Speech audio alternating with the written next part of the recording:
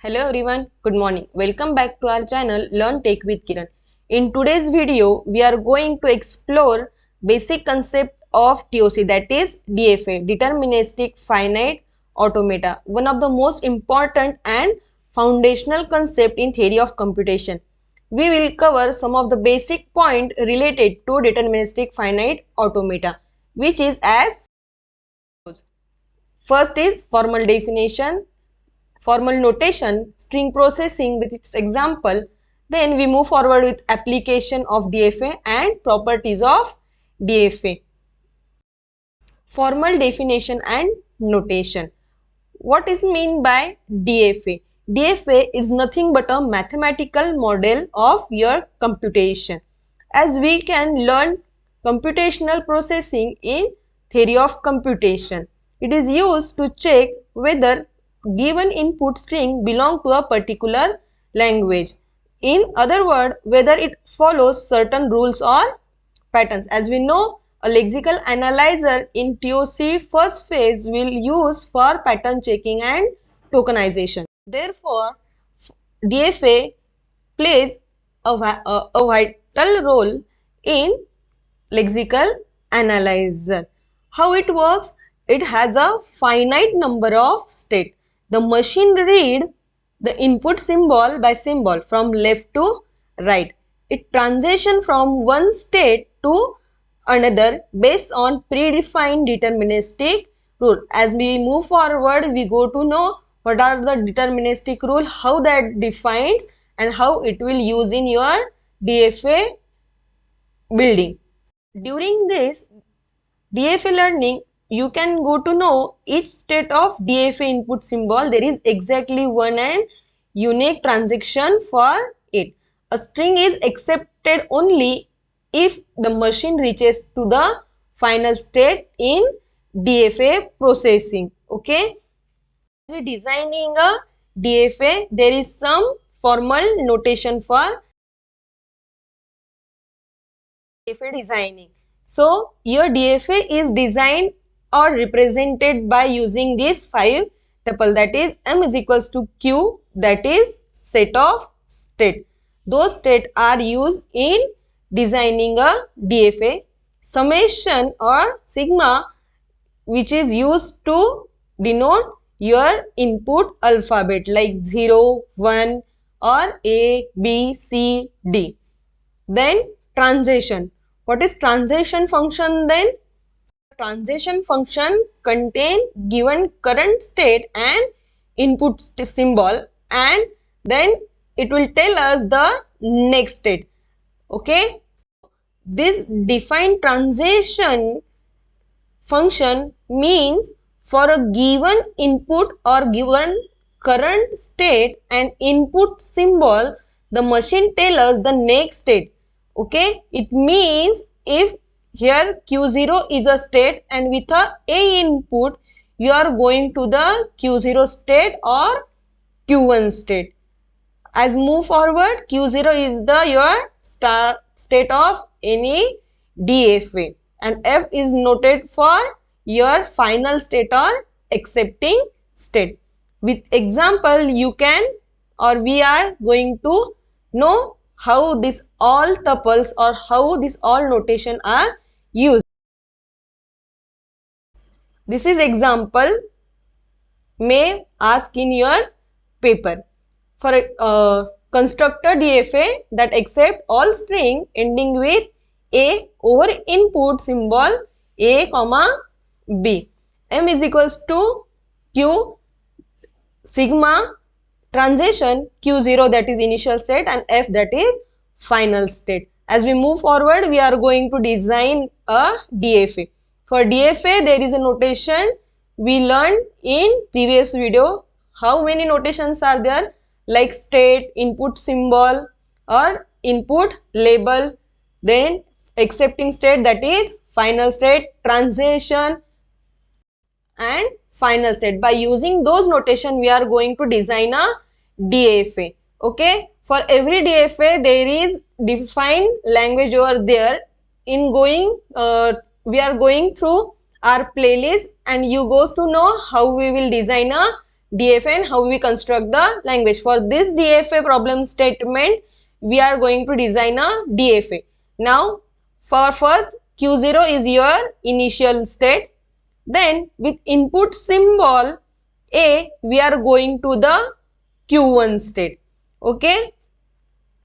So, as your DFA statement said, your machine or DFA will supposed to accept ending with A. As it is ending symbol of your string, it's supposed to be final state.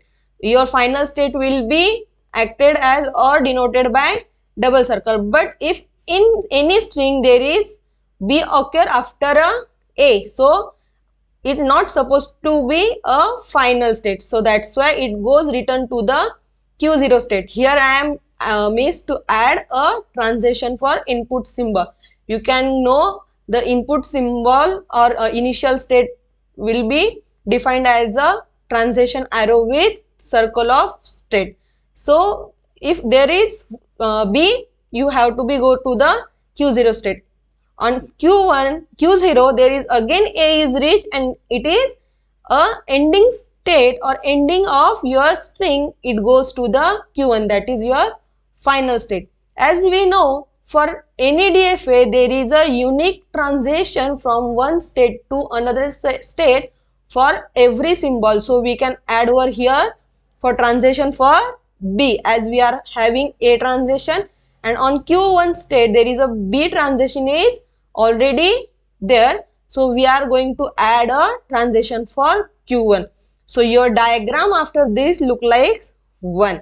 So for each state there is a unique transition for every input symbol, for A, for B, for A and for B. Now we are going to design a transition table. As we know in previous video how we design any transition table from transition diagram. If you missed that video, please go through it and know about how transition diagram and transition table will draw. Now this is your transition table generated from your or draw from your transition diagram. For Q0, in Q0 state, initial state, with input symbol A, you move to the Q1 state. For B input symbol on a state Q0, you go to the Q0 state itself. For a Q1 state with input symbol A, we move to the Q1 state, and from B input symbol from over Q1 state, we move forward to the Q0 state. This is how your transition table is designed for your transition diagram. Some of application. DFA is the core of compiler front end, that is lexical analyzer phase of first phase of your compiler. Okay, it helps to identify token in programming languages, or you can say pattern matching. So it is helping pattern matching also with tools like the grep, AWK or regular expression engines are which are DFA based. In text editor also search functionalities often use DFA, as well as in network protocol for protocol verification and packet inspection. DFA is widely used. In digital circuit, sequential logic or in hardware design also DFA is used. In string validation, as we know in lexical compiler there is a pattern matching concept, so in string validation also your DFA will be used. These are the some of basic properties while we designing DFA we have to understand. So your DFA accept only if final state is accepting. So no backtracking is required because there is a unique transition for each and every input symbol from single state. In DFA there is no epsilon or empty transition allowed, as we have already defined for each and every transition for each and every input symbol. Your DFA are subset of NFA because your all DFAs are NFA. Due to for every input symbol there is a transition, your DFA is use more memory, but yes, due to that it offers precise behavior or deterministic behavior for any machine. It is hard to design, but yes, it is definitely easy to implement and debug. That's it for today's video. We covered DFA, formal definition, notation, example and its application. In next video, we will dive deeper into more problem statement and its solution using DFA. Don't forget to like, share and subscribe our channel to stay updated with more TOC concepts. See you in next one.